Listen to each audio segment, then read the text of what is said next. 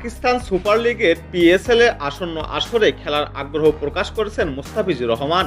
বাংলাদেশি এই পেসার ইতোমধ্যেই ড্রাফটের জন্য নাম জমা দিয়েছেন। পিএসএল এর অফিসিয়াল ফেসবুক পেজ থেকে মুস্তাফিজের পিএসএল এর ড্রাফটের নাম দেওয়ার বিষয়টি নিশ্চিত করা হয়েছে। মুস্তাফিজের ছবি পোস্ট করে তারা ক্যাপশনে লিখেছে, বাংলাদেশের pace sensation Mustafizur Rahman PSL ড্রাফটে নাম লিখিয়েছেন।